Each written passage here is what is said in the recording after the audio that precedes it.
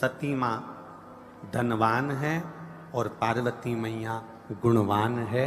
इसलिए पूरी दुनिया में जितने भी व्रत हैं, पूरी भारत की भूमि पर जितने व्रत होते हैं, कोई व्रत लक्ष्मी जी का नहीं है। भारत की भूमि पर कोई व्रत सरस्वती मैया का नहीं है। भारत की भूमि पर कोई व्रत इंद्राणी का नहीं है। भारत की भूमि पर कोई व्रत किसी देवी का नहीं है। जितना भारत की भूमि पर एक व्रत भारी है वो है माता पार्वती जी का। तीज का व्रत करोगे तो पार्वती जी का है, चतुर्थी का व्रत करोगे तो पार्वती जी का है, छठ का व्रत करोगे तो पार्वती जी का है। आप जितने व्रत देवी जी का करोगे नवरात्रे में तो पार्वती जी का है। भारत की भूमि पर जितने व्रत हुए नारियों के, छोटी तीज, बड़ी तीज, हरतालिका तीज, करवा चौथ, जितने चतुर्थी के व्रत, जितने तीज के व्रत, जितने छठ के व्रत, जितने भारत की भूमि पर हुए, ये सब माता पार्वती जी के हैं। पार्वती के क्यों हैं? क्योंकि धनवान और गुणवान में अंतर है। माँ पार्वती गुणवान है, इसलिए माताएं उनके व्रत कर कर अपने अंदर भी वो गुण उत्पन्न करना चाहती हैं कि हम भी ऐसा तप करें, हम भी ऐसी साधना करें। हे माता पार्वती, जैसे आपका अखंड सौभाग्य है, हे माँ जगत जननी, हमारा भी मांग में अखंड सौभाग्य रहे। जैसे आपके चूड़े अमर हैं, हे माँ हमारे हाथ में भी चूड़े अमर हो। हे माँ जैसे आपके भाल की बिंदी अमर है, माँ मेरे भाल की बिंदी भी अमर हो।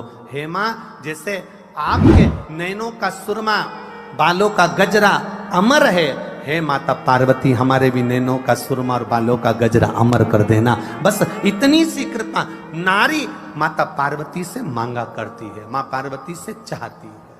सूचक वस्तुओं का जो दान करता है वो जीवन में कभी विधवा नहीं होता।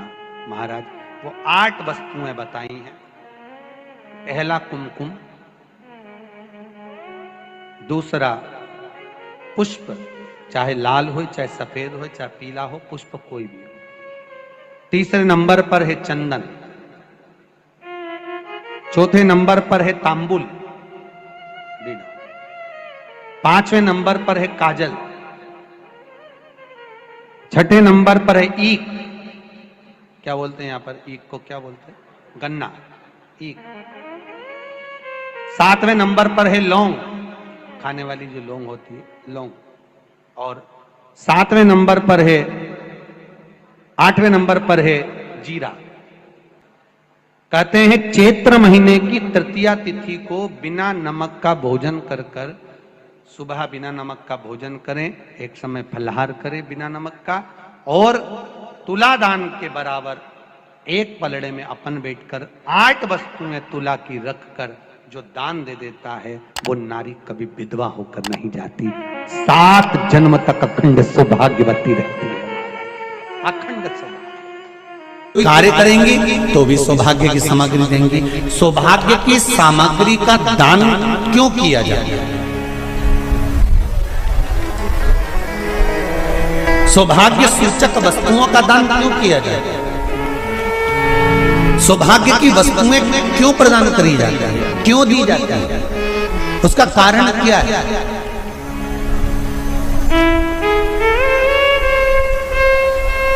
क्यों देते हैं? महाराज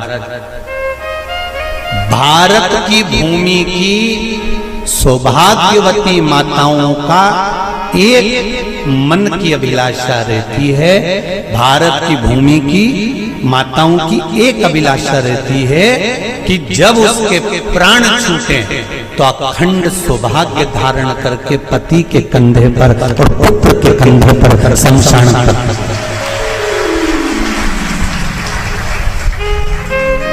ये भारत की भूमि की माताओं की सोच, उनके मन का संकल्प, उनके मन का भाव। और विदेश की माताओं का क्या संकल्प होता है? महाराज भारत का एक संत विदेश गया और भारत के संत जब विदेश गए तो वहां पर एक मां, एक स्त्री पति की कब्र के पास में बैठकर पंखा कर रही थी।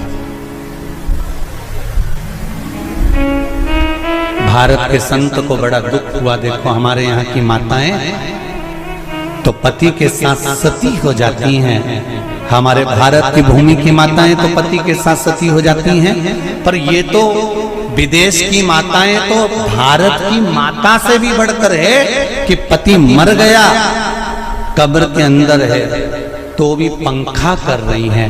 ये तो इनसे भी बड़ी है, भारत की माता से भी बड़ी ये विदेश की माता। तो भारत के संत से रहा नहीं गया और भारत के संत ने जाकर पूछ लिया विदेश की माता से, माँ जी एक बात बताओ, हमारे यहाँ पति के साथ पत्नी सती हो जाती है, वो प्रथम गिनती में आती है, पर तुम तो उससे भी बड़ी हो कि पति मर गया उसके बाद भी उसकी कब्र को पंखा कर रही हो।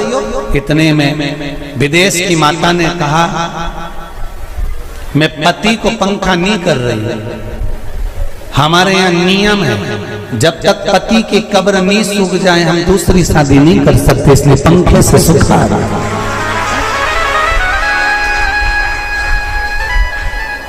इसलिए पंखे से सुखा रही है। मेरे भारत की माताओं में और विदेश की माताओं में अंतर है साहब। मेरे भारत की माताएं अखंड सौभाग्य की वस्तुएं धारण कर कर अपने आप को गौरवान्वितता महसूस करती हैं और विदेश की माताएं ये सब वस्तुएं उतार कर गौरवान्वितता महसूस करती हैं।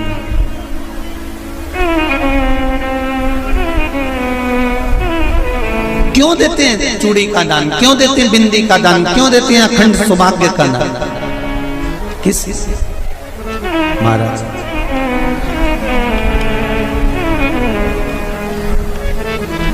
मेरे हाथों में भर भर के चूड़ी रहे, मेरे हाथों में भर भर के चूड़ी और मैया कोई कामना, मेरे मस्तक पे चमकती चूनर रहे, मेरे मस्तक पे चमकती चूनर रहे और मैया कोई कामना, मेरी मांगों में भर भर के सिंदूर रहे, मेरी मांगों में भर भर के सिंदूर रहे और मैया कोई कामना नहीं, मेरे पाँव में बिछुड़ी का जोड़ा रहे, एक बिछुड़ी नहीं, कितनी? 2, 3, 4, 5, एक एक पाँव में जोड़े से बिछुड़ी होना चाहिए, केवल एक नहीं, सिंगल नहीं। वो तो आजकल का फैशन हो गया महाराज, जो केवल एक बिछुड़ी धारण कर लो उसी में फैशन दिखे। श्रावण की शिव महापुराण की कथा कहती है जब बेटी को विदा करा जाता है और पहली बार बेटी के पांव में जब बिछुड़ी डाली जाती है तो वो बिछुड़ी भी अलग अलग नहीं होती, उस बिछुड़ी के जोड़ को चेन से एक दूसरे से बंधा हुआ होता। बोला सही है कि गलत? जितने आस्था चैनल पर कथा सुन रहे हैं, जितने फेसबुक पर सुन रहे हैं, यूट्यूब पर सुन रहे हैं, सुन लेना कि मेरे भारत की माताओं का जब पाणी ग्रहण संस्कार किसी बेटी का होता है, उसके पांव में जब पहली बार बिछुड़ा पिनाया जाता है, बिछुड़ी पिनाई जाती है, तो वो बिछुड़ी भी एक दूसरे से बंधी हुई होती है, चेन से बंधी हुई होती है। उसको अलग अलग वाली बिछुड़ी शादी के मंडप में नहीं पिनाई जाती। क्यों? जैसे ये बिछुड़ी एक दूसरे से पांव में बंधी हुई है, तुम्हारी जिंदगी अंतिम श्वास तक ऐसी ही बंधी रहे, यही वर्णन है। वो तो अब माताओं ने थोड़ा सा फैशन चेंज कर दिया, अब पांव में ज्यादा बिछुड़ी नहीं पहनती, गड़ती है, चुभती है, एक बिछुड़ी धारण है। महाराज पर नहीं, बिछुड़ी भी दो हो, जोड़े से। हमारी माताएं, भारत की भूमि की जो माताएं हैं, ये चूड़ी भी हाथ में पहनती है तो जोड़े से पहनती है, बोलो जैसा सही है कि गलत है। एक अकेली चूड़ी माताएं हाथ में धारण नहीं करती हैं।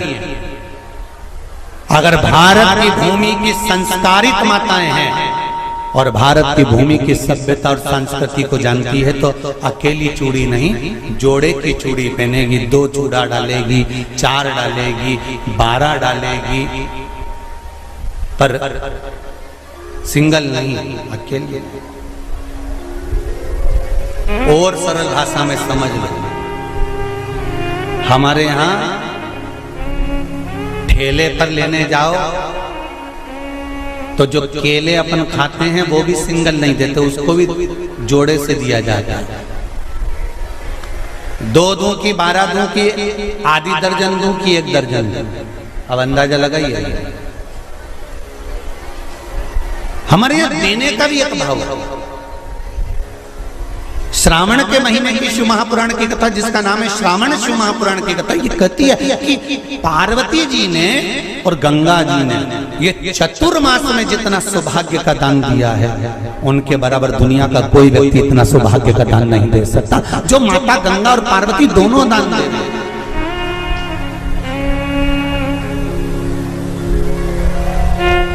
प्रतिदिन दे रहे हैं।